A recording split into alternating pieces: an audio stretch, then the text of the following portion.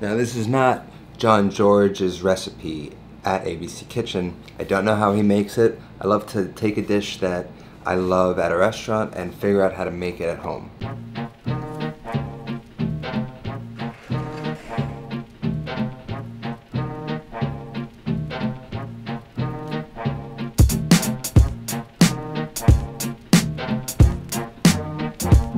Sugar snap peas. These might be one of nature's most incredible gifts. It's not an English pea. It was actually bred because snow peas, it looks like this but without any sort of thickness, it's flat. That's hard to grow because as it grows it curls onto itself. And English peas had an inedible pod. So they found this mutation in one of the English peas and they bred it with the snow pea and magically invented this. When James Beard tasted it for the first time, called it a sensation.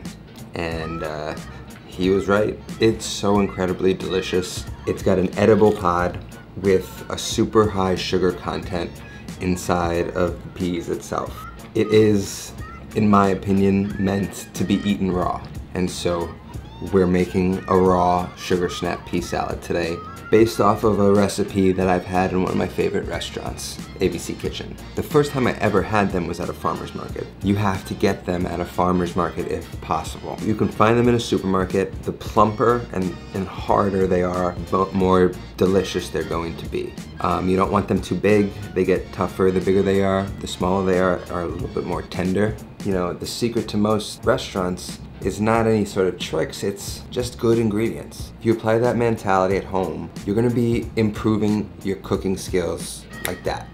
This is the greatest thing you're not eating. So first we have to prepare these guys. One inedible part of this is it has this stem. See that right there? What you have to do is remove it simply by pulling it and just tear it off.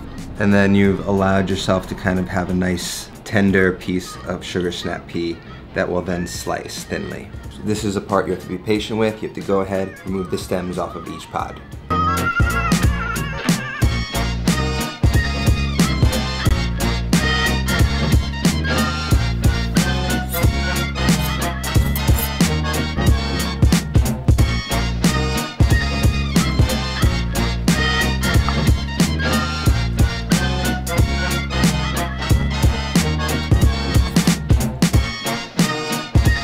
By slicing them like this, you sort of have a little bit of the edible pod and then all of these sweet little nuggets inside, and some of them may drop out, some of them may stay in there. So you have all these different sort of textures and all of these things happening in the salad that make it interesting. So that's about 50% of the recipe. It's just kind of de-stemming them and cutting them into these beautiful slices that are gonna look really nice. I have a few other ingredients that I'm gonna put in the salad. Mainly, it's just gonna be a Parmesan Vinaigrette. It's the dressing he uses. I don't know how he makes it. I'm just gonna make it up. Try and get it as close as I can. So I don't know, I'm just gonna take about that much Parmesan. Let's just chop it up. Okay, half cup of Parmesan looks like. I'm going with about a quarter cup of white wine vinegar. You could probably use champagne vinegar, red wine vinegar, whatever you want. 1 to 2 limes. Tablespoon of Dijon. Salt, pepper. Just gonna drizzle everything all over. On low. We gotta taste it. One thing to note is that we did not add sugar. There's plenty of sugar in the sugar snap peas. So we're gonna add a little color with radicchio. We're gonna make like a bed of a few lettuces that the snap peas will sit on top. So I just wanna kind of get some of these leaves off. So what I'll just do is cut it in half. I'll take 1/2, I'll just remove the core. I just wanna get little cups.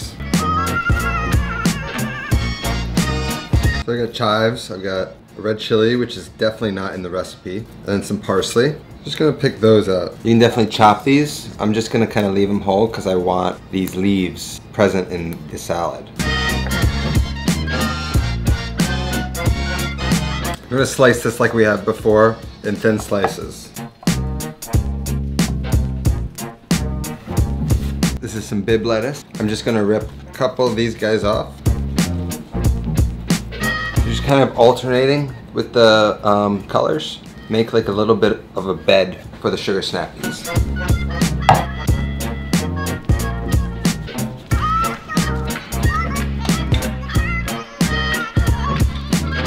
Make sure you taste it and adjust for some salt because these are raw. We never season them. We never cook them. But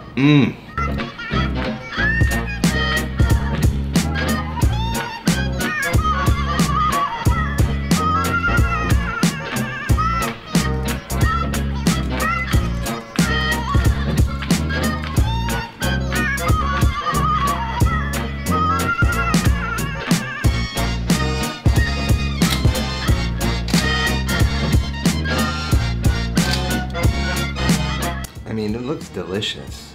If you can just imagine, it's a pretty simple salad, but there's a lot of interesting things happening.